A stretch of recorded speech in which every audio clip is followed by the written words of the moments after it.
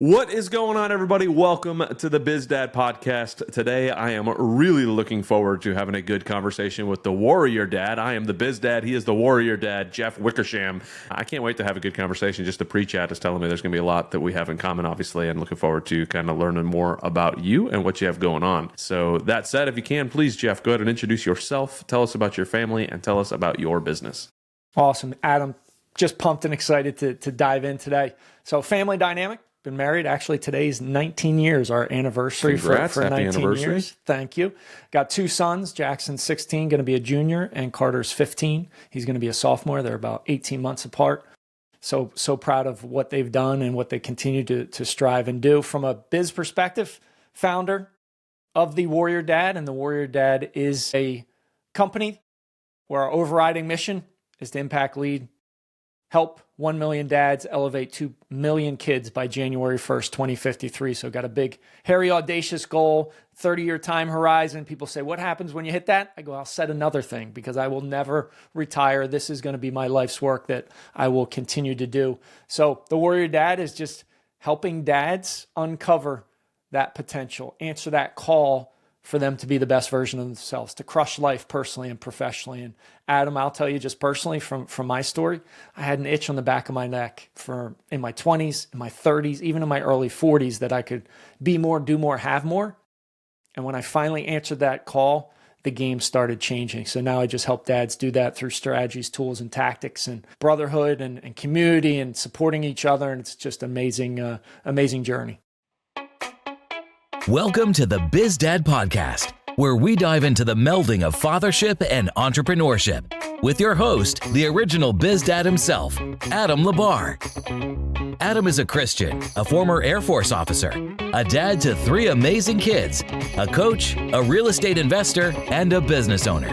On this podcast, he'll explore the unique journeys of amazing dads who are striving for greatness in both business and family. So whether you're a dad who is an aspiring entrepreneur, a seasoned business owner, or simply a man striving to be a better dad, get ready as the BizDad brings you conversations to inspire, challenge, and equip you to be a better dad and entrepreneur. And now, here's Adam. That's awesome. I'm really looking forward to digging into that some more. But again, happy anniversary, 19 years. That is phenomenal. It's one of those things that my wife and I just hit 15 years, and I think it was our 10-year anniversary. We were going out, and I think we went and watched that new Top Gun movie, Top Gun Maverick. We went and watched it in theaters, and we were walking around, and this slightly intoxicated woman looks at me, and looks at us, and like, oh, you guys are such a cute couple. Oh my goodness! And then we're like, yeah, we're celebrating our anniversary. She's like, 10 years. Oh my goodness, that's so long. How do you guys do it? What are your secrets? I'm like, it's 10 years. Like, how are we in a society that we think 10 years of marriage is just this astronomical impossible thing to manage? And it was an interesting reminder in my brain about what it means to have commitment to somebody and what it means to in this society what it looks like. So but 19, congrats. Thank you. I want to rewind a little bit and kind of understand a little bit about your background, right? You talked about your 20s, 30s, and early 40s before you finally started doing this, like chasing something down. But I want to go even farther back. Okay. And kind of understand who you were growing up, what it was like for you, who your parents were, especially your dad, kind of what impact he had on you growing up. Yeah. So one, I'll talk about myself. I was an athlete growing up, but I was a quiet kid. Actually was in my senior class on the male side, voted biggest complainer. So I actually complained a lot and was like a Debbie Downer, which people hear that now and they're like, how is that possible? Well, we can evolve and change, right? So athletics really gave me that avenue to get out of my quiet shell. I was a very shy kid. A late mother used to tell me a story when I was 5, going to a buddy's house, and I literally would not go there without her coming with me, right? So pretty shy kid. Athletics allowed me to break out of that. And then from a dad perspective, my dad was a positive force. He's still called to this day Positive Paul, where energy, enthusiasm, he coached me in Little League Baseball. He was, the third base coach, and my buddies still reflect. He was a guy, anybody got in the box, he would say little bingo to the kids to get a hit. And it's something that they've always remembered. He's been a volunteer fireman for, 45 years now. Wow. Still drives a ladder truck at 78. He's going to be 79 in August. So full of energy, full of vitality. But on the biz side, I know he had a company back in my teenage years for a couple of years, but that failed. And then he had a couple other things from a business perspective that didn't work out. Some trying times related to that, but he always kept a positive mindset, and he's been a pretty strong driving force behind me. Wow, that's phenomenal to hear. So when you were growing up and he had those businesses, what was like? What was the memories you had, especially early, of his work ethic, what he was doing? What did you know about what he did versus what he actually did?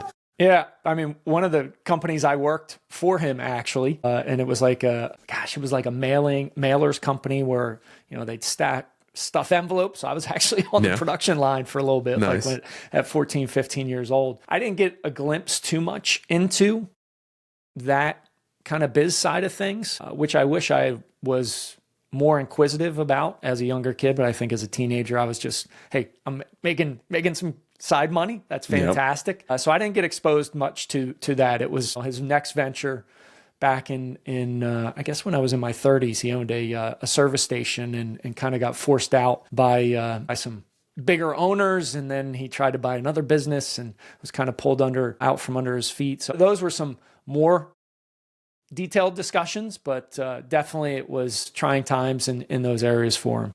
Gotcha. Hey, everybody, wanted to step in to discuss something. If you're anything like me, you've ran into some time in your business where you feel a little overwhelmed with some of the mundane tasks that eat up your valuable time. You're working more in the business than you are on the business, right? If that's you and you're hearing this and you're saying, boy, it is time to reclaim some of my schedule back, to focus on what truly matters. You want to get time back with elite remote talent with zero time zone hassle. Check out one of my partners that I just recently partnered up with, BizDad&x.com/Adam is where you go to check these folks out. Delegate $10 an hour tasks to focus more on the $1,000 an hour tasks, the things that are really transforming your business. Get rid of some of those transactional things and do some more of the transformational inside of your business. So again, schedule your free strategy call at wisevas.com/Adam. Wise, WISEVASVAS.com/Adam. Again, let's get rid of some of those transactional tasks and move them into transformational tasks. It's been a phenomenal team to work with. I really look forward to sharing them with you. If you have any questions, please reach out to me. I'll be happy to discuss with you what's going on as well. But again, wisevas.com/Adam. Thank you very much. And now back to the episode. So as you were kind of learning more about this, what did that help you kind of, after graduating high school, where did you go? Did you follow in his footsteps and do business stuff, or where did you go kind of after high school? Yep. Hit college up. Actually went to University of Delaware, where both my mom and dad went. I didn't want to go there, but then I went there one sunny day. Campus was awesome. I was like, this is where I want to go. Then went out into corporate America after graduating college for about 20 years. Did that, and then had 10 and a half years ago, a life event where I lost my mom to breast cancer. It's why I wear a pink wristband on my right forearm to remind me of her. And losing the woman that brought me into this world, man, the fragility of life 2x4 really smacked me upside the head. Yeah, it's like, okay, you get one trip around the sun.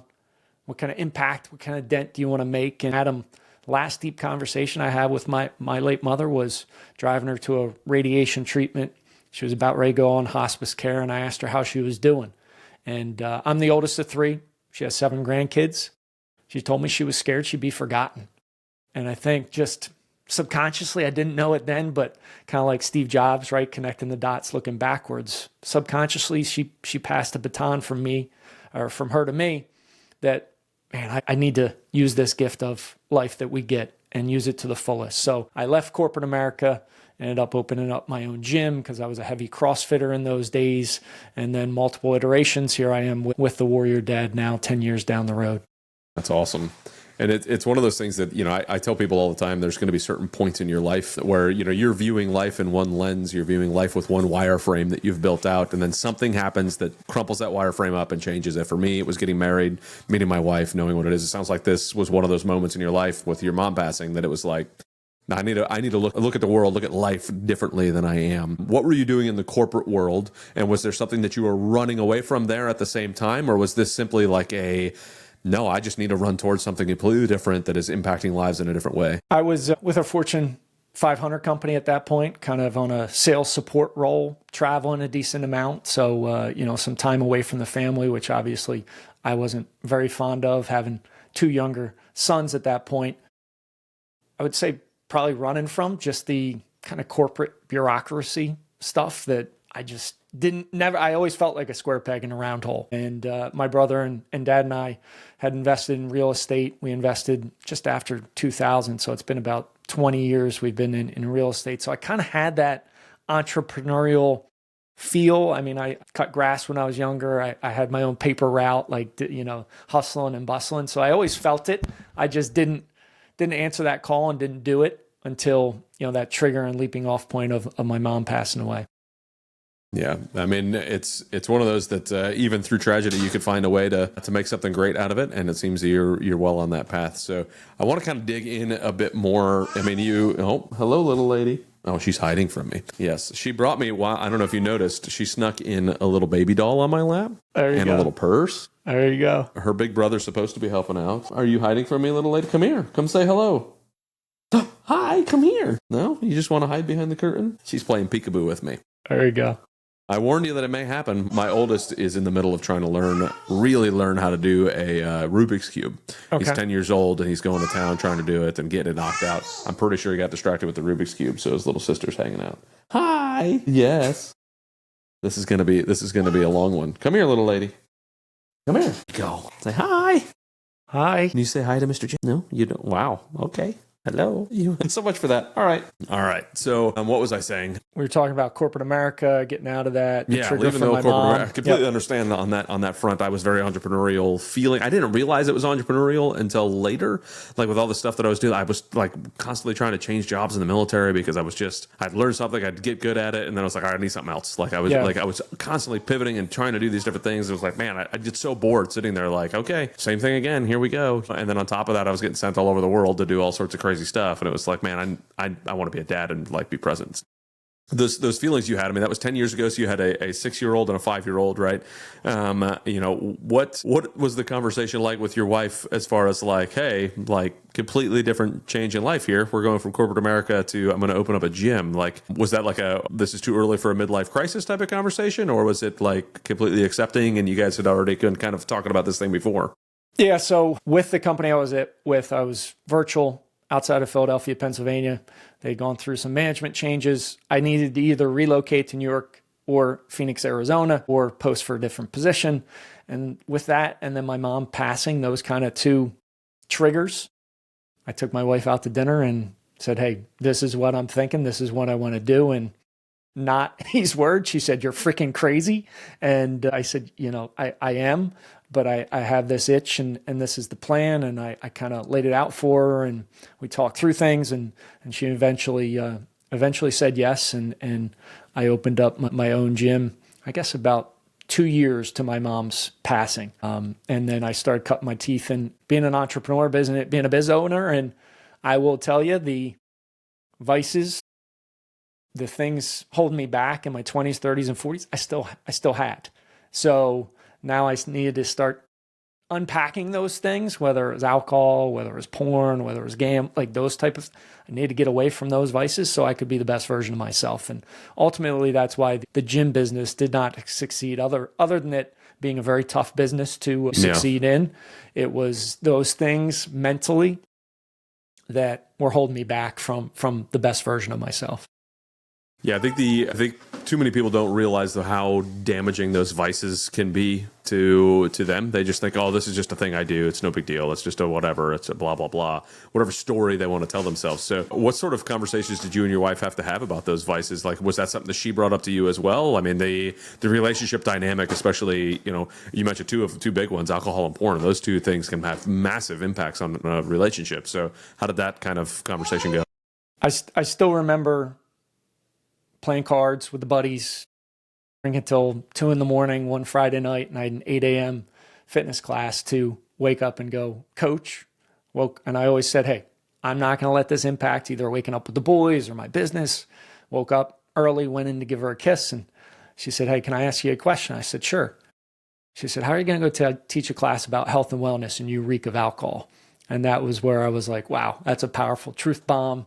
I started to unpack it, started to take like 90 days off to start a year. I did the David Goggins 4x4x48 challenge a couple times. So I was training for that. It took time off. And then 3.5 years ago, I chose to step away from alcohol completely. And it's no coincidence that a year after that, I founded The Warrior Dad and now had my best business success in the multiple businesses that I've been in and dabbling in the past 10 years. That coincides with going away from those vices. So yeah, that was really, the alcohol piece was a huge one. And then I also, my boys were becoming teenagers. I wanted to set a different example. I wanted to talk about alcohol. I wanted to talk about porn. I wanted to talk about gambling, those things that really trip up dads. And I like to say, anything you do impacts everything else you do in life. You may think one drink doesn't impact you. For me, it did the next day, and I don't want to miss one day of not playing on my toes, not attacking life, and not really leaning into being upright and standing and being able to share what I've got with the world. Yeah, I love it. And I'm good on her for, kind of calling you out. Is that something you guys have been able to do from the beginning, is be able to have those conversations and be able to call each other out, or no, looks like not so much? No, I would say that our relationship has definitely evolved, and I went through this big time. I'm not the man she married, and we joke around about old Jeff than new Jeff. She loves new Jeff a lot more than she loved old Jeff. And there was a lot of painful conversations because I was changing, I was doing things differently. But now, yes, we can have that open, loving conversation. She can call me out on things and the ego doesn't snap back. Viktor Frankl says, hey, the definition of freedom in life is stepping between stimulus and response. Well, when she says stuff that would have hurt old Jeff and ego would have snapped back at her, I just take a breath and I said, hold it, you know what, you're right. I do need to work on that area. And we do that on both sides of the fence. So our relationship has definitely evolved. And I would say that, again, Adam, coincides with me being that best version of myself and taking extreme ownership of what I can do, and alcohol not being in the mix. Man, I'm not fighting with her and I don't snap back. And those are some just key components, but yes, definitely now, but not where we. Okay, good. I think that what would you say were some of the keys to accepting some of those changes? Like, those are some of those things so there are two parts in my brain that I want to split up here. Is one, I've seen multiple times in relationships where one person is really trying to improve themselves and it almost leaves the other person behind. Where they're not able to keep up, especially if they're not having some good conversations about what they're driving towards and why they're doing things together. And I'm getting another baby again. And then the other part of that is going on the wayside with my daughter coming over. Okay, come here. There we go. She got her blanket now. Nice. So when we have the desire to keep that running, like I said, sometimes we're running away from the partner, but also once we start kind of breaking through and realizing we need to have conversations, too many of the relationships break at that point and they're like, okay, we can't handle this anymore. How did you guys kind of start to allow those conversations to happen and be open and honest with each other in there? Yeah, to your first point, one person striving to be better, the other person sees change happening, fear was involved. Are you going to want to be with me after you change into this new person? So, we had a lot of deep, painful, intense conversations on the couch, tears on both sides of, hey, I need to do this for myself, but I also need to do it to be a better husband to you and a better dad to my two sons. So we worked through that, and it probably took, a year and a half, 2 years. I would also say another factor for me, but also a lot of the dads I coach is, we say we're going to do something, we do it for 2 weeks, and then it doesn't happen again.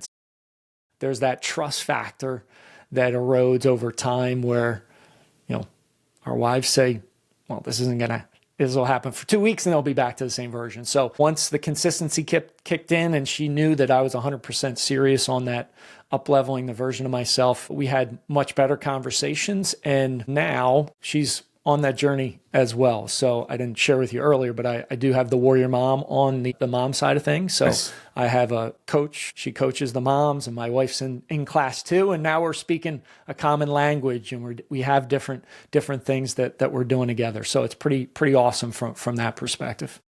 That's phenomenal. Yeah, it was like I mentioned it before we started recording, with my wife getting ready to retire. I'm trying to figure out all these things in my brain too about how life is going to change completely. I mean, at the time of this recording, she's going to be her retirement ceremony is in like 3 weeks. So it's like, man, oh man, like my world is about to completely change. First off, she may not be joining me on a lot more of these podcasts because mommy's going to be home, and I am nothing when mommy's around. Mama. Yeah, mama. See, I'm nothing without when mommy's around. But also, like, what are we growing towards? What are we changing together? Like, it's always been a yes. Oh, do you see your brother up there? It's always been one of those things that's we've worked towards. Okay, yes. Yeah, you see mommy back there too? But we've always been working towards the retirement, working towards whatever the military needs us. You know, I left the military a couple of years ago, and now she's leaving. So it's like, what is life about to bring us? Like, so as you are, you know, in that transition stage, roughly the same age as me at that transition stage, how did that feel for you too? Like, I mean, this is a huge shift in your life. It sounds like you shifted in 2023. Wow. Like, what sort of conversation should I be prepared for? What sort of things should I be sitting down with my wife and talking about? What sort of steps should we be having in this process? Yeah, I mean, one is getting alone time as much as possible. I know you got, little ones is we go out for coffee at least once a week, or we go for a walk and we have conversations about, hey, how are you doing? What are our vision of our future 3, 5, 10 years down the road? And that sparks a lot of pretty cool conversations, thoughts, ideas, but also bonding moments of like, hey, we're going to be connected. Let's go do this, right? And I think that many times doesn't happen in relationships where you have one person that's growing, you have another person that's not, and that gap just widens between them. So having some good conversations. And one of the things I was challenged with early, Adam, in my marriage was, I think inherently a lot of men are fixers. So when my wife would be talking about something, I literally halfway through the conversation, I would have a solution to what she's talking about, and I wouldn't really listen. Where now I say, hey, when we're talking, I said, do you want me to just listen, or you want me to provide, a solution? And many times she's like, just listen. And I say, awesome. The pressure's off me trying to solve the problem. I'm just going to listen and truly hear what you're saying. So giving space for each partner, write things down, brainstorm, and be big and bold in your vision. The creative kind of discussions, especially from a biz owner perspective, because a lot of business owners are creative. Like, it sounds like you were in the military. Once you figured out something, it was like, what else can I learn? Where can I pull that creative thread? So those would be some things I would definitely highly recommend, is getting that alone time, and then mapping it out together is a pretty cool experience to go through. Yeah, we've started to do a little bit of that the last couple of years, so I appreciate that. I'm going to have to double down on that, though, because it's going to be a completely different world when it's not just me chasing something. She's kind of right there with me and doing all of this, and it's just not like, okay, what is Adam going out and doing in business? It's what are we going out and doing in business now? And I can't wait for it. Honestly, I'm really looking forward to it. I think it's going to be a lot of fun. And I get to have a very present mom at home with the kiddos. And, it's very different than having childcare somewhere. This is the most active she's been on a podcast ever. Hey. So, welcome to it. Like, she's going nuts over here. She usually will just, if she's on it, she just chills on my lap and that's it. But all right, so I want to go into the Warrior Dad a lot, right? Because you are a man after my own heart here in what you're doing. So let's really dig into, kind of how you decided to start the Warrior Dad and where you're at now. Obviously, we know kind of your goal by 2053, but let's start with why you started it, how that kind of shift in your brain happened. Yeah, so I obviously battled some demons and dragons myself, and went through those fires. And the hero's journey, right, is you go out and you battle your demons and dragons, you leave the nest, and then you take some lessons from it. You've got to return those lessons to others. So that was kind of my thought process. And after I closed the gym down, I owned it through COVID, and then after COVID, I said, okay, I'm really into mindset, mental. Did some different things, and then 2.5 years ago, really searching and doing some deep diving into who do I want to help serve and guide. And I have a buddy who runs ultra trail marathons. He's run 103, miler, and he had a buddy that was training with him, training partner, dad of 3, going through a challenging time, rough time. He said, you know what, you should connect with Jeff. He's got some things figured out, plays at a different level. He's full of positive energy. And unfortunately, the dad never reached out and ended up taking his own life, committing suicide. And that was that trigger to say, you know what? I know there's other dads that might not be at that point, but are dads that are suffering in silence, because I did that for many years. And that's where I said to my wife, and I was standing right there, I said, it's the Warrior Dad. I'm going to found this company, and I'm going to put together a program to help dads crush life personally and professionally, pour into their kids, be that one dad that changes his family tree forever. And when we think about legacy and doing that, man, it's incredibly inspiring and motivating. And now I just eat, sleep, and breathe. How do I be a little bit better today than I was yesterday? How do I pour into my kids, my family? But then how do I also share what I'm learning in my journey with those dads that are answering the call? What do you think separates those dads that do answer that call and those who don't, those who continue to suffer in silence and those who just kind of jump right in and they realize that trigger? What are some of those things you've realized make that difference between those two types of dads? Pain is a big one, right? I don't think they will jump until they're in deep pain. I mean, I've got probably two prototypical avatars of dads that jump in. One, it's a dad that's crushing it professionally, but he knows he's leaving food on the table with his family, and he knows there's more that he can do to pour in. Or he's, a pretty darn good dad, and he just wants to tweak those needles, and he knows the value of coaching, and he wants a different avenue from that perspective. So that's number one. Number two is a dad that's just, he's in the rut, can't get out of it, doesn't know where to turn. He's in pain. Maybe, his relationship with his wife is very fractured.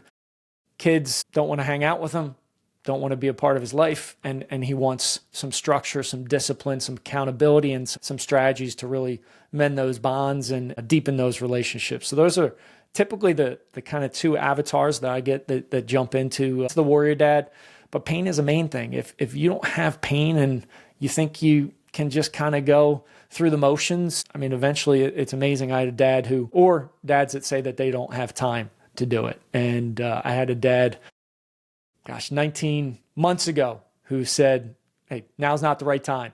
And then end of last year, about 17 months into it, he said, there's never a right time. I need to answer the call. And I remember having a testimonial video, and he is a dad of 4 kids. I mean, he was in tears just talking about how this has transformed his relationships with them, how he's more present, how he's more intentional, how he's just soaking up those micro moments with his boys. So pain and also the time are key components of if they're going to jump or if they're not.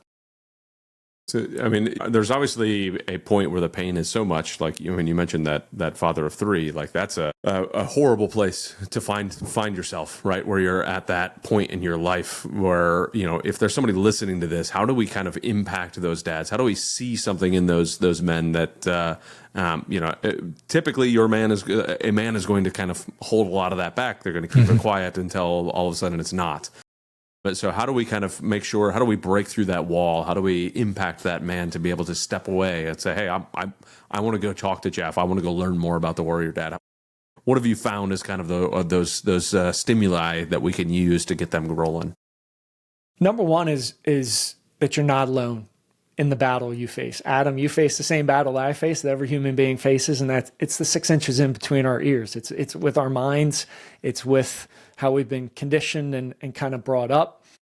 Understanding you're not alone, and that's one of the beauties of the Warrior Dad and the Warrior Dad experience, my kind of flagship 10-week coaching program, is a lot of dads hear from other dads the challenges they're going through, and all of a sudden a light bulb goes off, and they're like, holy crap, I'm not alone. Like, there's other men that are struggling, because I think we see highlight reels out on social of all these, everybody's challenging, got something that they're going through, struggling. So knowing you're not alone is a key component. And then number 2, having a real conversation, a deep conversation about our feelings, what we're struggling with, that we don't have it all figured out. Heck, I will never have it all figured out, but I'm okay with that. I'm okay with just moving forward. And, the third component is I care. I care about other dads and what they've gone through, because I've been in dark places in my life where I didn't know if I could make it out of it. And I had my dad, my uncle, who's like an older brother, care enough to stabilize me in that moment and have me continue to move forward. So, those would be the 3 components that really come top of mind. Where do a majority of your clients come from? Is it like hearing podcasts like this? Is it advertising? Where do a majority of your clients come from? Yeah, so I don't do any paid advertising, haven't for the last 2.5 years. I've built it organically through primarily LinkedIn and just connecting with other dads there. And then that would probably be about 50% of the Warrior Dad members that have jumped in. I'd say the other 50% is referrals. Dads are getting fantastic results. They're referring their brothers.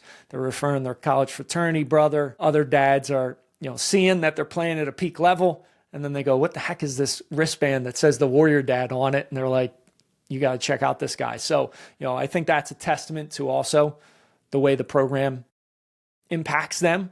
I mean, I had class 18 that just kicked off, and I had a dad who played at Navy, football at Navy, and he's got four kids that are in the military. And one weekend, he says, I feel better in this 1 week than I have in the last 6 months of my life. And it's that impact that we can have. So, yeah, LinkedIn and then referrals are the main drivers. Awesome. I think that's how we connected too, is on LinkedIn and going through all this. So yeah, it makes a whole lot of sense. And especially if you're looking for, those professionals who are excelling professionally. But man, oh man, like it's a whole different world when and I would imagine there's, and you would probably know more with the community that you've got, but when somebody's excelling professionally and they're having a hard time at home, it's very difficult to talk about that. How do you kind of break through some of those walls to kind of, obviously they're in there, so they're willing, they're open, like there's a reason they joined your group, but how do you kind of start this process for them to be able to kind of start to have those conversations with their spouse, have those conversations with themselves about where they're failing and what they're missing? Yeah, for me, it's being vulnerable myself and sharing my story. In my book that I published in February, the Warrior Dad book, I shared chapter 1 is a story about when my gym business after COVID was going south quickly. And I chose the easy way out. I chose to try and gamble my way out of it, had 30,000 on a football game, ended up winning. But then these guys I was getting information from took a cut. Next time I lost 30K, then I lost again. My wife didn't know. It was a dark, dark time. Faced bankruptcy, had to go see a bankruptcy attorney. I didn't even set up the appointment because I was so ashamed of it. My dad had to set up the appointment. That's how low I was as a man, dad, husband, and leader. So being vulnerable about, hey, I've gone through these things. I've experienced them, but I'm on the other side and I can help you get there. I think that can attract and does attract dads, and they might not like a post or they might not comment, but they're watching. And then all of a sudden they're like, holy crap, I need the strategy. I need the tactics. So it's a combination of vulnerability and then authenticity of like, I'm a practitioner. The things I teach in the book and in the Warrior Dad, I've done for 7.5 years. I haven't missed a single day. So it's that authenticity of like, hey, I don't read something and then say, go do this. I do it myself and say, this is what works. And I think those are the vulnerability and the authenticity really help. So what are some of those things you've been doing the last 7.5 years that have helped you kind of keep on track? Yeah. So number one, controlling the bookends, PM and AM. How you end your day, how you start your day are a game-changing process. I'll give you 3 things that I do in the morning, and that's been for 7.5 years. I have 4 other things that I do most days, but not when I'm on vacation like I was a couple weeks ago. Waking up, drinking water. First thing when you wake up in the morning. You're dehydrated from the night before. Drink a full glass of water. It hydrates the system. So incredibly powerful. Number 2, moving the body. We are physical beings meant to move. We got to move. We don't move enough. Moving the body for a little bit. And it doesn't mean you have to do a killer workout, something short, sweet, get that body, that energy flowing, the blood flowing. Such a powerful piece to the process. And then number 3 is practicing meditation. I've meditated for 7.5 years straight.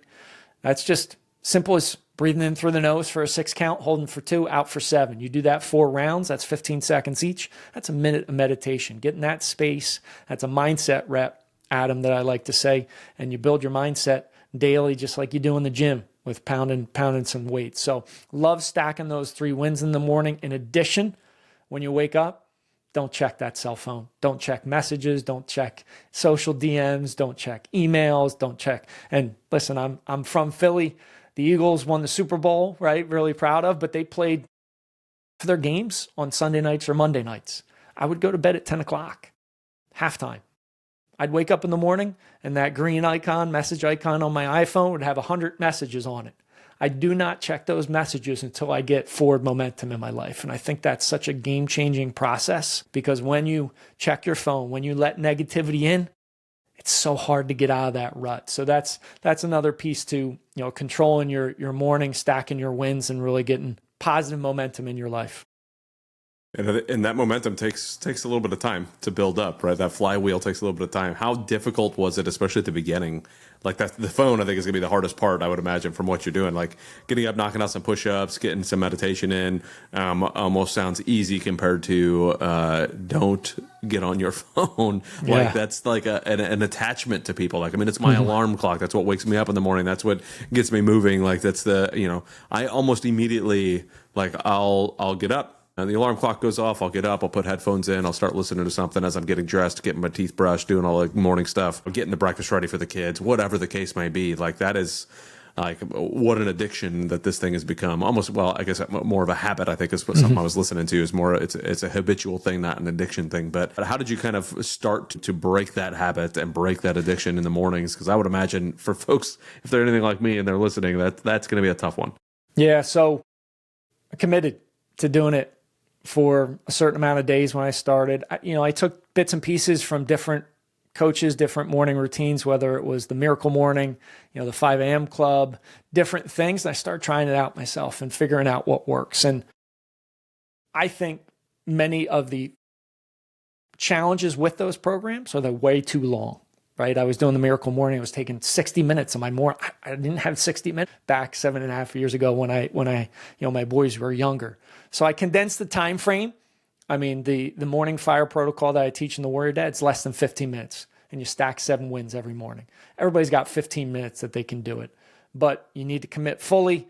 You can add in some strategies of silencing dings, making sure that you're doing it, putting it on airplane mode, things so you don't get messages and don't have that pull of, man, I got 20 messages. Somebody must have needed my attention. Also, just having that discipline of saying, hey, it's my life. I need to work on myself first before I take anything else, even before, I get the boys breakfast or I do something with my wife. I need to take care of myself first, because then the best version of Jeff or of a dad shows up for his family. So it's just being around others, getting some tools and strategies, tactics, and being a part of a community that raises the game. And each one of my classes that go through the Warrior Dad experience, I'm in there doing this with the dads every single day. So those are just a couple things that come to top of mind. Yeah, I've set my phone now so that until I think it's 7 or 7:30, it shows no notifications. It only gives me like one front screen that has just a couple of things on it. So that's, the downfall is I know how to go find those things, right? So I can just swipe down and type the thing in. But and I also have the, on the newer iPhones, I forgot what it's called, but there's that magic button or whatever it is. I set mine to where it'll go grayscale. So that I stop staring at the thing. So just little things that I'm trying to do now to help me kind of put my phone down and not be so addicted to it and not be so immediately needing it in the morning, Yeah, that's a big one. I mean, I never have notifications pop up on so when I hit that alarm, it's off. I don't know if you know this. For anybody listening, here's a very big value item. You can eliminate the snooze button on your iPhone. So about 4.5 years ago, I hit the snooze button. I was coaching clients on not to do it. I got so pissed at myself. I felt like a fraud. Here I am coaching people and I hit it. But I always just like to say, put on the white lab coat then. And I got curious. You can go into your alarm, edit it, and you can actually remove the snooze button. Because I thought to myself, why is the snooze button the biggest button on your phone in the middle of the screen versus the smaller stop button? No kidding. Well, now you can eliminate the snooze button. Now it's just one option, stop. You want to get up and get out of bed, not hit the snooze button, eliminate it from you having the ability to hit it. So that was a game-changing process. Well, I'm going to have to go in and do that. I'm pretty solid at hitting the stop button and then just going back to sleep anyway. So I'm not sure it's going to help me because I'm like, I know right where the stop button is. I don't need to hit snooze, but no, it's, I didn't even know you can get rid of that. So I appreciate that for sure. I think that's, I want to go into some of the societal issues that we have, if you're willing to go down that path with me, because I'm a strong believer that a strong present husband and father at home is one of the things that we need more of in society. And it seems to be the society thinks that we need less of that. That's toxic masculinity or whatever the heck they want to call it. And there is such thing as toxic masculinity. Don't get me wrong. There is a lot of there can be that. A lot of that is. I'm not going to go down too much of that. I want to stay focused on what being a true present husband and father means, and what sort of things society may have been telling us that we need to reprogram out of our brain. Yeah, I mean, number one, that we just need to provide. I like to say, yes, that's an important component, but instead of providing, be by your kid's side.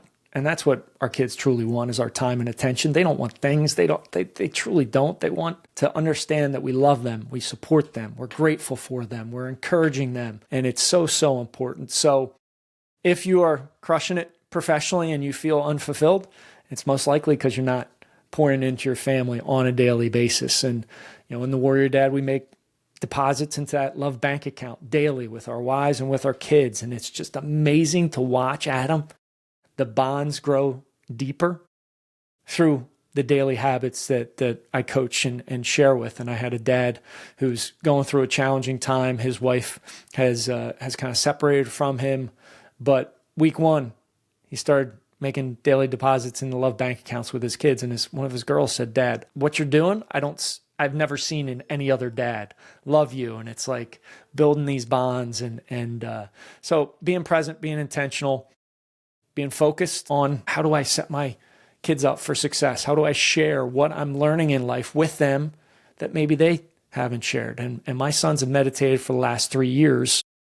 And they ask me all the time, "Hey, Dad, am I going to surpass what you're doing?" I'm like, "Guys, you have a 30-year head start on me from a meditation perspective. Imagine how amazing that is." And we talk about, I mentioned extreme ownership, Jocko, before, and we've had conversations about that where I think it was about a month and a half ago, my oldest started driving, has his car.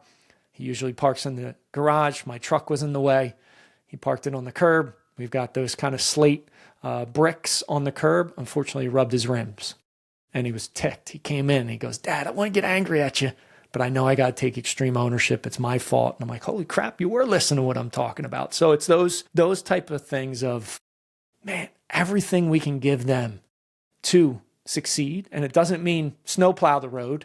It just means give them those tools, strategies, and tactics. Be there, love, support, guide, encourage them to dream very, very big. It's not our job as parents to limit their potential. It's to get that potential, cultivate that potential, encourage that potential in them so they can grow into it. So how do you fight some of the societal pushes that are being pushed on, or do you even notice it with your kids, especially your sons? Like, do you notice the society is kind of telling them one thing and you're telling them a different thing? Is there any conversations that you have around that?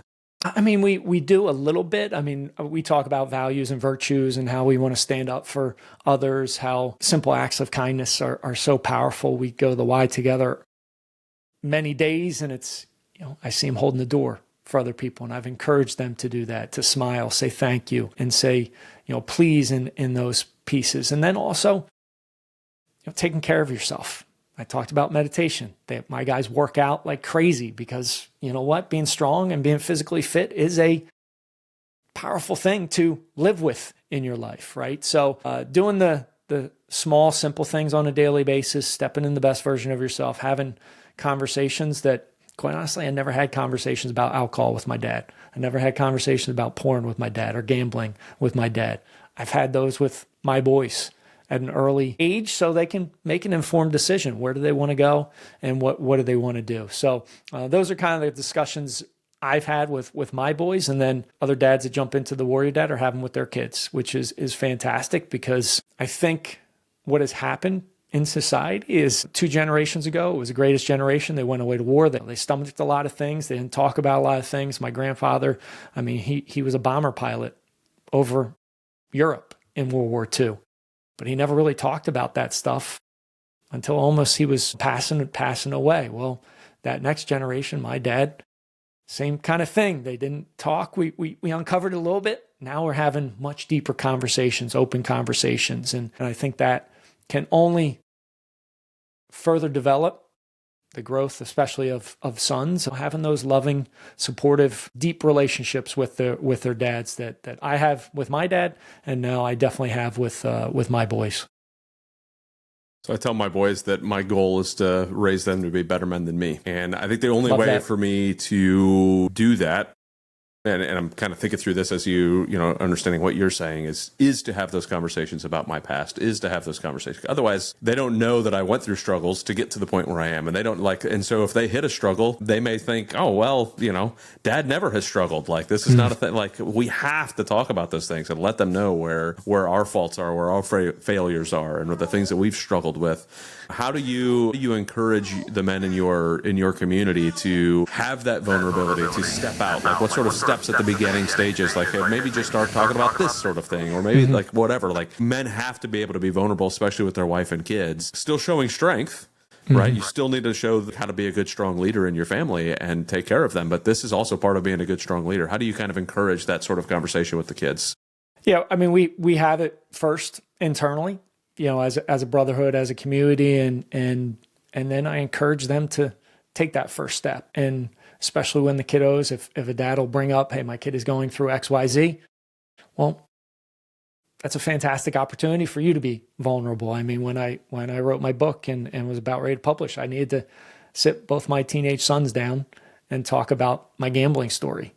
It was not easy to do. It was very painful. It was very hard because our kids see us as heroes. And here's dad basically put the family financial future on the edge of a cliff by trying to take the easy way out. So encouraging them to lean in from a love perspective first. And I think once that bond grows deeper, then they're a little bit more vulnerable to say, hey, this is what I went through. And we learn more from stories than anything else as a human species. Being able to share, hey, this is what I battled.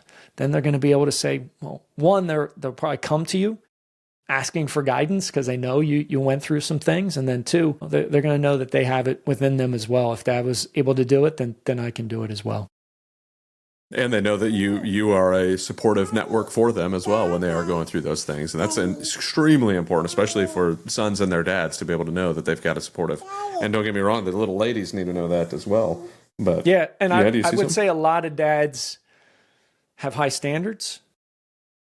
And many times the support might be a little bit lower. We need to have standards and support. There was a great book called the 10 to 25. It's cultivating, you know, young people in that range. And the author, I forget the author's name, but he calls it the mentor mindset. High love, high support, or high standards, high support. Very, very powerful to have both of those things. And I think many times dads were high standards, but not necessarily high support. When we add both those in, man, it's a pretty powerful conversation. And the name of the book was The Mentor Mindset? It was 10 to 25. Okay. I'm trying to see if I have it hanging. I have to check that one out. Yeah, I'm at a stage now, especially with my oldest, where I'm doing everything. I mean, he's 10 years old, so he's just getting at that edge of where I'm learning how to, you know, and I've told him from the beginning, I said, I've never been a dad to a 4-year-old.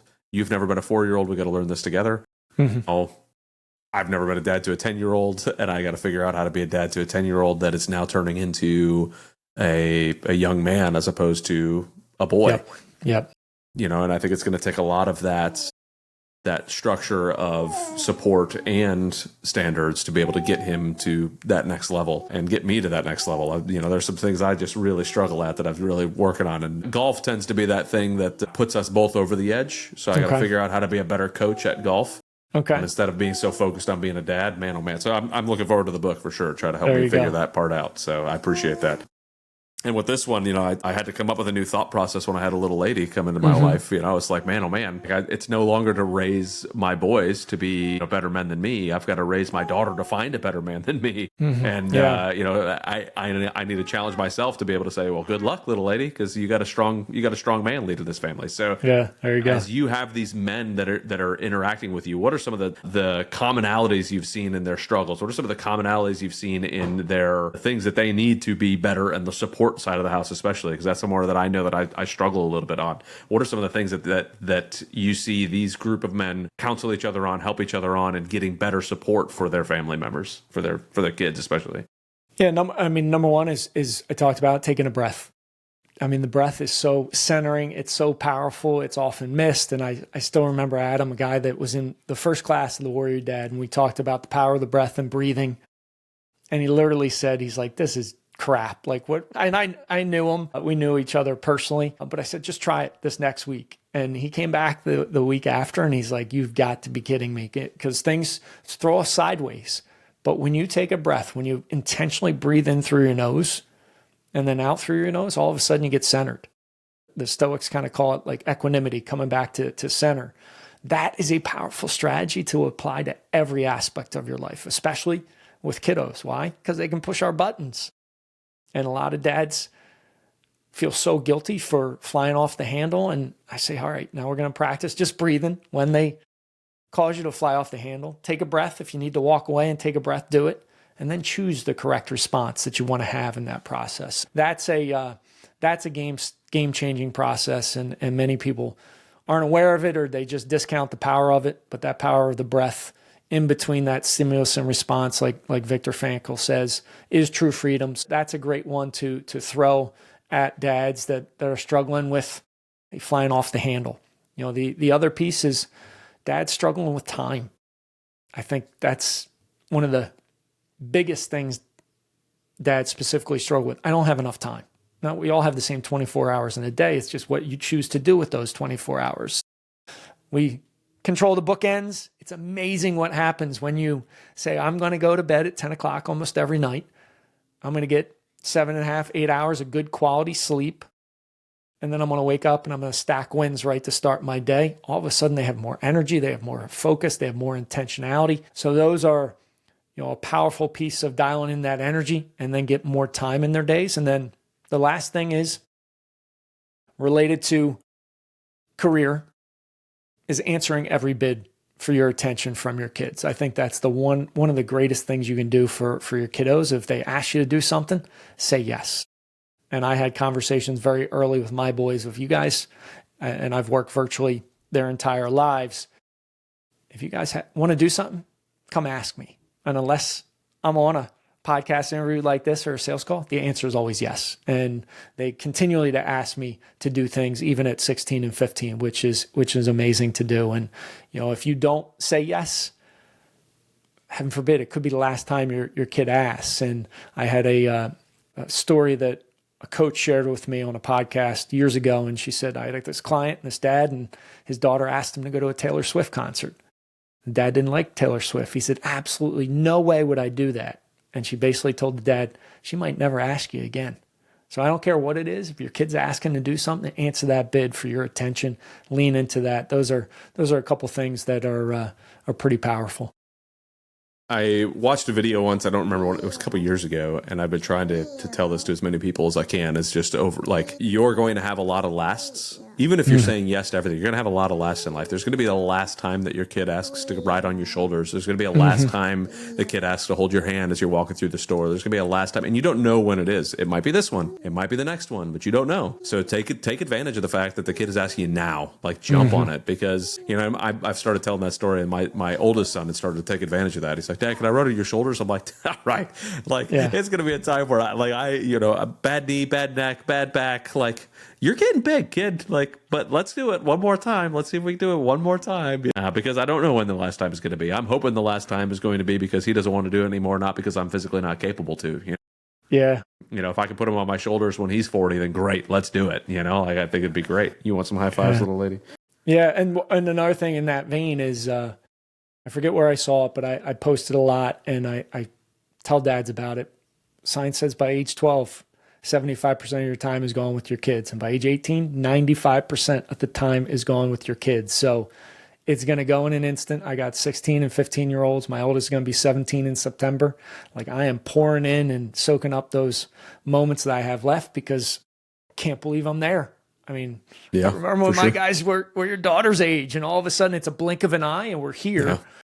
And that's why intentionality, focus, and just saying yes to everything related to the family is such a powerful way to live, because you're going to get to a point and they're going to be leaving the house, and you're going to miss those times like nothing other. Yeah, it's crazy. My 10-year-old was this big, and it's one of the reasons I don't mind when my kids walk in on the podcast, because sure, it is a bit of a distraction. It is a bit difficult, but I don't get this cuddle back. Yeah. It doesn't come back again. Yep. It's where I'm at right now. That's where she's at right now. Little lady. So I might as well take advantage, because I never know when the last one's going to be. So yes, she's got to go potty. Of course she does. Of course she does.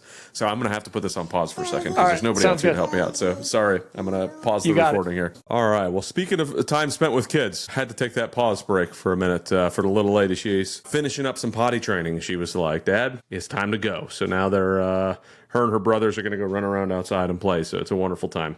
There you go.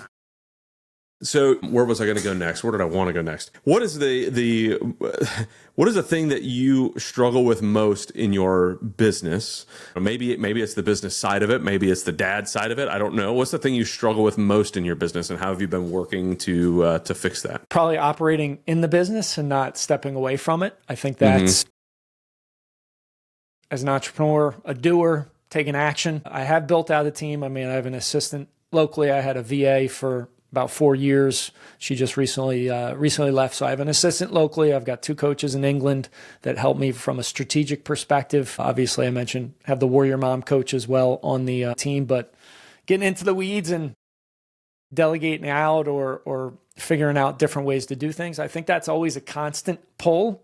I think because I grew up with like, hey, doing the work yourselves, but to advance the business and grow and hit that million target, I know I can't do it alone. So continuing to build out the team and not getting in the weeds, I think that's a constant pull. I would also say a fast follow from that is staying focused solely on the Warrior Dad and what I want to do with that. Because back in my gym days, Adam, I mean, I had an idea every single day. I'd come to my wife and be like, I have an idea. And she's like, if you get another freaking idea, like if I had $1 for every idea you did, we'd be rich. So I learned that lesson the hard way in the gym business.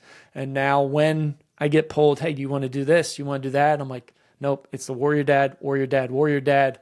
I was asked by, some dads, I've worked with some companies and corporations to do some programs, and they were always like, all right, it's great, you got this dad thing, but what about moms? And I always said, I'm not doing that side of things. I need a mom to coach moms, just like I'm a dad to coach dads. I think there's, the commonalities, and you can speak the language and what they're going through. So staying focused is another key component. I mean, Cal Newport in his book, Deep Work, says, focus is the first century superpower, because we're bombarded by inputs. We talked about inputs, right? Your phone and things. I mean, in his book, I think he says in 1 week, we're bombarded by more inputs, and inputs are text messages, DMs, calls, social media, all those things than our ancestors 100 years ago were in their entire lifetimes. So you think about that overwhelm and that just sense of anxiety, things of that nature. Focus is a huge, huge challenge, but I'm so much better now than I was, and continue to lean into that. Yeah, could you imagine just sitting down and all you had was read the morning newspaper and then you moved on with the rest of your day? I mean, listen, I remember those days. I used to read the sports page. Not much as my an dad, adult. Yeah, no, you don't. So definitely that focus is huge, and then getting out of the weeds and really driving the strategic vision and driving everybody to get on the same page and execute on that mission is those are kind of 2 things that pop up from a challenge perspective. So I would imagine that the working in the business, not on the business, is extremely difficult in a coaching type of business, right? Because if you're the coach, I mean, that's pretty in the business, Yes. like it's very, so are you trying to structure to where you are the one working on the business, or are you trying to set up the structure around you so that the structure around you is doing the on the business and you're able to just stay engaged with the people? What's kind of the intent? Ideally, the intent is for me to just do the coaching aspect, because that lights me up. And not necessarily, doing the DM or the messaging, the follow-up, sales calls. I'm out of some of that, but not fully where I want to be, where I can focus on the coaching and moving the needle forward from that perspective. So do you run your business off of any sort of systems or anything, like EOS or anything like that? Not really. I've dabbled in all of those things. And one of the things I have done from a financial perspective is really, what's the name of the book? Hold on, I gotta look. Profit First. I don't know if you know Mike Michalowicz. I had him on my podcast years ago. That was a game changer, because when I was in the gym business, dollar would come in. I'm like, there's $1 to spend or $1 to take home. Where structuring, hey, dollar comes in, 50% goes to the owner, 15% tax expenses, profit. That's been a game-changing process that has really helped solidify the business and allow me to grow. And I think a lot of, especially if you're a solopreneur, you don't have that discipline, you don't have that structure from a finance perspective, it can really catch up with you quickly. It absolutely can. Yeah, for sure. There's a book. I'm going to forget the name now, so I'll try to look it up while we're chatting without getting too distracted. But it was so basic on the finance side of the house that I was listening to it. And I was like, man, oh man, had I just thought about business in this way, right? Like looking at some of the percentages and being a little bit wiser on how we're doing that instead of, again, I ran my first part of my life before I got married, very paycheck to paycheck. It was like, okay, government gives me a paycheck every 2 weeks. That means I have 2 weeks to spend that money before another one comes back in. Like, what a deal. And it seems that a lot of businesses kind of do the same thing. Like, oh, the money came in, it's time for me to spend that money on whatever, instead of thinking about structurally, how do we work this business? Where are we at with the profit margin? Where are we at with the profit first, I think is. We tried that for a little while, and it just became like a hectic thing for folks inside of the business to kind of think about that, like pulling out the profit first. I think it's a phenomenal way to do it if you can stay focused on it, because you'll build out the rest of the way that you need to be able to do it. But I love it. So, but the reason I asked if you're running off of any sort of system is because it's like when you start talking about the focus, like the EOS has this thing called a core focus. What is your core focus? You have a solid mission set forth. You've got a good focus on where you're going. Trying to get those right people in the right seats to be able to fix it all. I mean, EOS sounds like it would be, you're kind of already partially doing it, and I think it'd be fun to see you kind of go through that and see what it goes to. So the first struggle you mentioned was working in the business, not on the business type of thing, or to be too much in the business. What more are you trying to do? Who's your next hire to kind of take some of that off your plate? What are you trying to do to really allow yourself to only be doing the coaching that lights you up? Yeah, I mean, it would probably be on the sales side of getting on calls with dads and moms and running on the sales side, because I still do all of that myself. So that'd probably be the next avenue from that perspective. But other than that, yeah, I mean, from a structure perspective, we have numbers. We're managing the business through numbers, and that allows us to take a step back and say, okay, where do we need to dial in things? Where do we need to do things a little bit differently to move the needle? So yeah, continuing to evolve and get better in the process. Very good. That book, by the way, was called Simple Numbers, Straight Talk, Big Profits. Highly recommend it. Greg Crabtree. But you had said that when you were younger, you had seen your dad kind of start some businesses and do some different things and working inside of businesses. And now your kids are seeing you do the same thing. How are you kind of introducing them to the business world? What sort of things are you setting in place for them to be able to see what business is? Like, that was something I never saw growing up. I never knew anything about it. I didn't find it until much later in life, this entrepreneurship type of world, buying businesses and learning more about starting businesses and all of that. And I would love to share more with my kids than I was ever able to see. So what do you kind of do now with your sons to kind of introduce them to business practices? Are they involved at all, or are they interested in helping out with certain things, anything like that? So they're not involved at all, but they see a couple of things. One, they see me doing it, and then they ask questions. Especially my oldest has been asking questions about it. And I think it was a couple of years ago, he said, man, I want to do what you do. You work from the house, you coach, you do these things. And I had to say, hold on.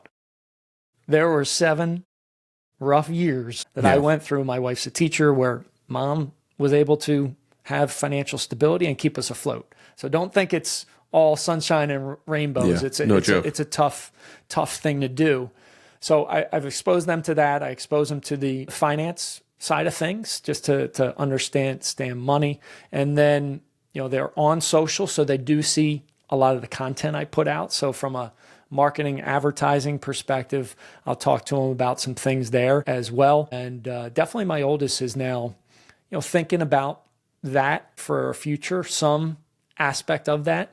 He's starting to train some kids locally from a fitness perspective, because he's a beast in the weight room. So I said, nice. I'm coaching him up on that. And I still remember a couple of years ago, we had a discussion, me and him walking on the beach, and he asked, Dad, do I really need to go to college? I said, if you don't want to, no. I said, the trades there is, I mean, I know a guy that has a multi-million dollar HVAC business, and he never went to college, and he learned things. So having those kind of discussions and exposing them to it, and I'm open to sharing whatever they want to. We never really had discussions growing up about money in my family, and I think that might have been some of those limiting beliefs that I had about money. I heard my late mother say, money doesn't grow on trees, and we drive by a nice house, and she'd say, oh, it must be nice, meaning like they just got something and there wasn't the work behind it. So really exposing them to, anything about the business, and they see me doing it. They hear me talking about it.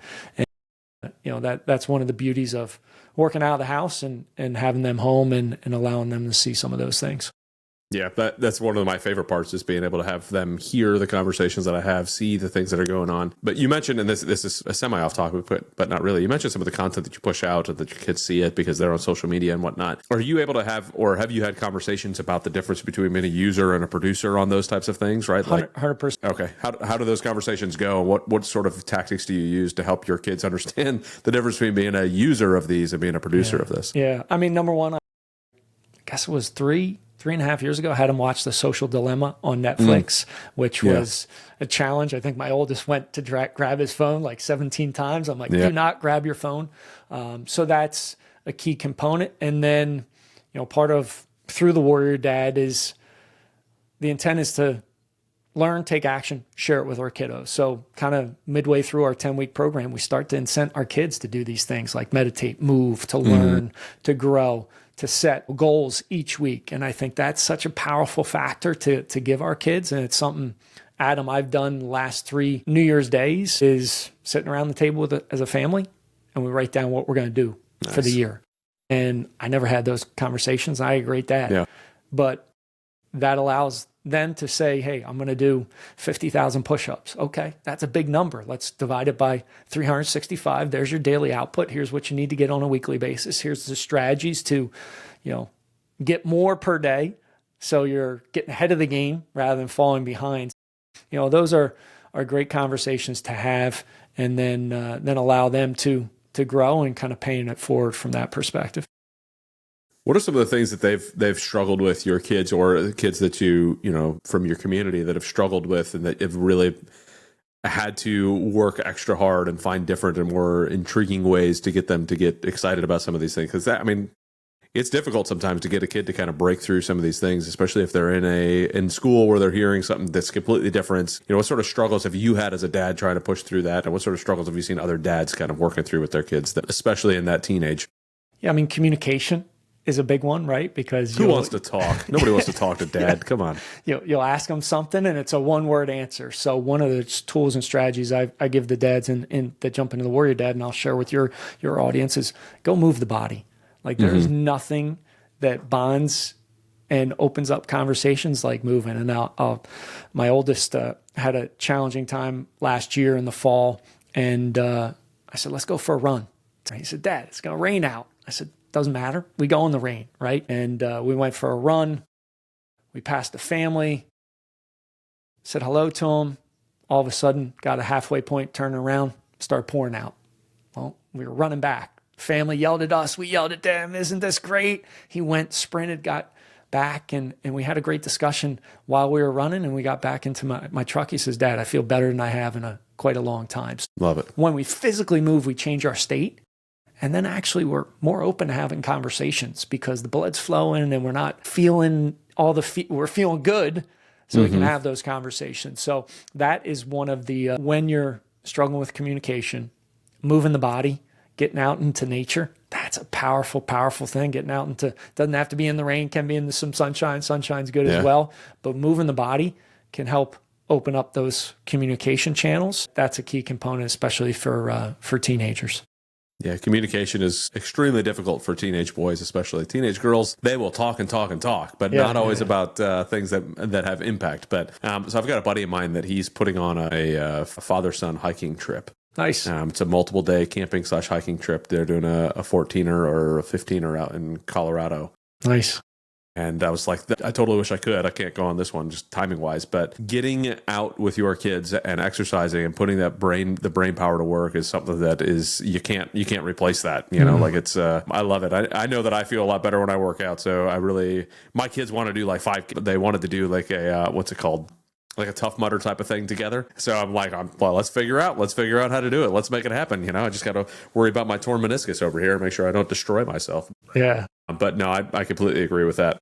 And that's one of the greatest gifts I feel like we can give our kids as dads is encourage them to move their bodies and exercise. And my kids I used to be a heavy CrossFitter. I mean, they saw me compete when they were like 3, 4, 5 years old. They're in the gym constantly, but that's such a to your point, we just got back from vacation last Saturday, got back, drove a couple hours, felt in a funk. I went and hit the gym. All of a sudden I felt freaking fantastic. It is such a key component of crushing life personally, professionally. Plus it's the greatest longevity tool that we can use. I just read Peter Attia's book, Outlive, again for the second time. And he used to think it was diet. He says exercise is the number one thing to allow us to live a long life and a healthy life. So just love paying it forward, exercising, going on walks as family. When COVID happened, we went on walks every single day. And those were some of the best times to get out and be together. Yeah, and this is by far one of those that's more is caught than taught. Like you could tell them all day long to go work out, but if they don't see, dad and mom working out, that must not be that important because they don't do it, So and the cool thing is, like I shared with you, 4 and 5 years ago, I did the Goggins 4x4x48 challenge. I got a note on that. I wanted to ask about what that is. And so you run 4 miles every 4 hours for 48 hours straight. So you're basically doing almost 2 marathons. Those were the first 2 kind of major challenges I did. But like my boys ran a particular leg with me. And then the year after, I did what is known now the Warrior Dad Challenge. I did a full marathon, 1,300 pull-ups, 1,950 sit-ups, and 2,600 push-ups in 16 and a half hours. And they were there for a couple of those things. Then I ran an ultra trail marathon, 50K. Last summer, they shot videos and they, shared them with me. So when I was in that pain cave, I could keep going. So your point, more is caught than taught. They see me doing it, they're going to repeat it. And that's it's a powerful thing, not only from an exercise perspective, but when you think about the vices of drinking and out, porn and get like all those things, man, more is caught than taught. So definitely be aware of what you're doing. And kids, they understand incongruency. And if you're saying one thing and doing the other, they're not going to listen to what you're saying. Yeah, for sure. Yeah. And I'm trying to train my kids to call me out on that incongruency too. If they see something, say something. Like you got to tell me. Like if I'm not showing up the way I'm supposed to for you guys, you got to let me know. My boys do that to me all the time, and I love it because they're like, "Wait, that's not a warrior dad thing to do." And I'm like, "Son, you're right. Yep, I got to do something different. I appreciate you being open and honest and calling me out on it." Love it. Good. Like I said, my oldest is only 10, so he's still kind of in that stage of tap dancing, whether or not he thinks he can or can't. I'm like, no, you can, as long as you do it respectfully. I mean, you can't be a jerk about it. You got to be respectful. I'm still your dad. I'm still, your leader. So let's not be too rough on it. That's what, one of the things I say whenever I want to address something with anybody is I ask the question, would you like some positive, helpful feedback? People don't want to hear constructive criticism because that puts you on your defense. You go on defense, you're amped up and you don't want to hear it.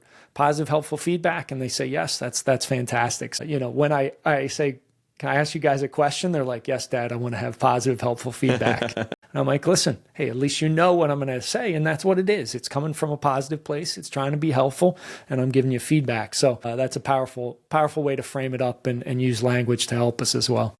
Absolutely love it. Yeah, positive. I'm definitely writing that one down. Positive, helpful feedback.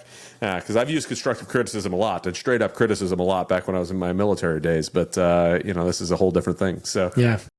When you were saying something about the working out, it reminded me of, and I'm forgetting his name right now, but I was listening to him talk about, he's a former Green Beret, and he was like, hey, my kids have seen me jump out of helicopters and do all sorts of crazy things when they were younger. He's like, but do I have stories or am I still capable? Right. And it was a reminder for him, that was my previous life, but are those just stories or am I still a capable man that these kids are seeing be a capable man?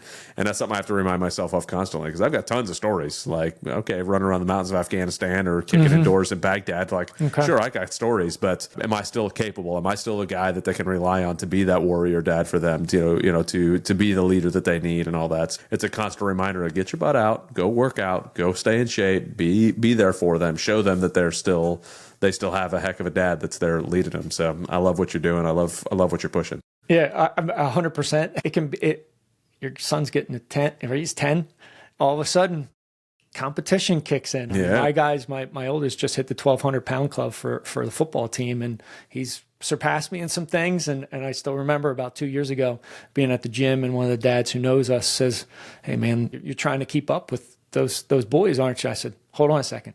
I'm still the head lion. They're still chasing me." And that inspires me to get after it, right? And that's a great competitive thing. And yeah, I mean, I just turned 50 and I'm in better shape now than probably I was in my 20s. And I want to have a long health span of being able to do things. So, yeah.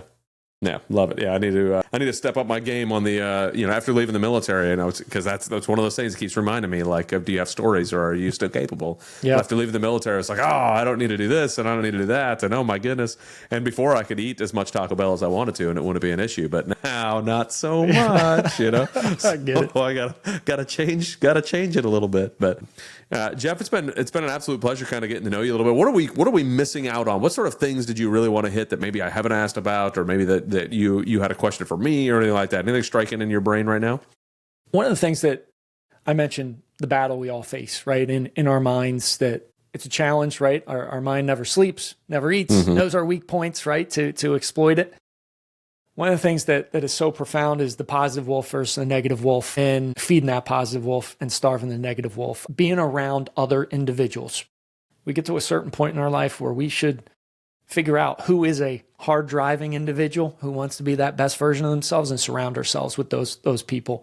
And feeding that positive wolf is listening to a great podcast that fires you up, YouTube video. You can get the best motivational speakers in the world on compilation clips and listen to them. I mean, that's what I work out to. That's what I listen to when I'm in the shower, when I'm cooking breakfast, because I want to feed that positive wolf. When you feed that positive wolf, man, it all of a sudden, you're on the attack, you're on your toes, you're moving forward. When you have gaps, when you have space, negativity will fill it. And it wants to fill that space, and it wants to keep you kind of safe and certain. That's what the mind's really number one basic job is, to keep you safe and certain. But we know growth isn't in that safe and certain space. So feeding the positive wolf, being around positive people, searching out mentors, guides, people that really push you to be the best version of yourself. That's such an important factor of crushing life personally and professionally. So just something from a mindset perspective that I think is so important. We're all battling that same mind, but when you can switch it from being a brake kind of on that race car of life that you want to drive, and instead being a catalyst or a booster behind you, it changes the game, and it changes your confidence. It changes the way you carry yourself, and it's a game-changing process. So search out positive things, feed that positive wolf, starve that negative wolf, choose that positive path, and be uncommon. Dare to be uncommon in life. I think so many people are just going down this road, and they're walking zombies, going through the motions. And you're going to get to a point in life, and I've shared this before, but you're going to get to a point in your life, and I like to relate this story to being on my deathbed and having this guy come in. And a lot of people are going to see this individual come in and have no idea who that individual is. Racking their brain. Who is it?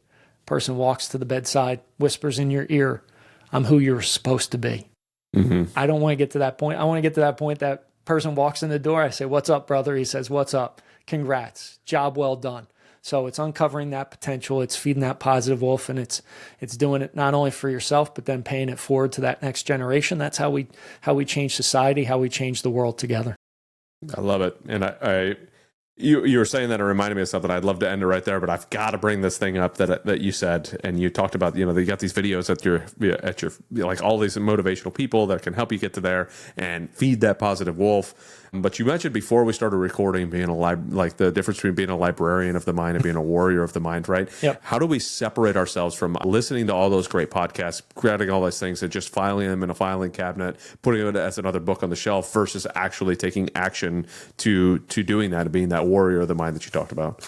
Yeah, I love to, when you find, whether it's reading a book or listening to a book or listening to a podcast, you find a nugget of wisdom, stop right then and do it.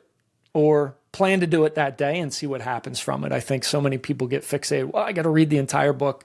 I'm going to listen to the entire podcast, listen to the entire audiobook, find out what works, write it down, and then apply it to your life in that day, in that moment. Then you get, hey, Does it work? Doesn't it? If it works, do it again the next day. Yeah. If it doesn't, discard it. Go back to that audiobook, go back to that podcast, go back to that book. That allows you, and that's a habit, just like we talked about. You start building that habit, then all of a sudden you play at a different level. And you apply that action, you apply that knowledge to what you're going to do in life. So that would be the recommendation is people get fixated on, I got to complete it, I got to get it done, got to do. No, you find something that really sticks out at you, stop it, apply it, do it to your life in that day. And then that's the warrior of the mind rather than the librarian of the mind. Love it. It reminds me of something Jeff Bezos does as well in Amazon, where it's like, it's going to be better for us to just try the new thing than it is for us to sit around a round table and discuss what it is and finalize it and hammer it all out. Just go try it. If it works, it works. If it doesn't, it doesn't. We move on.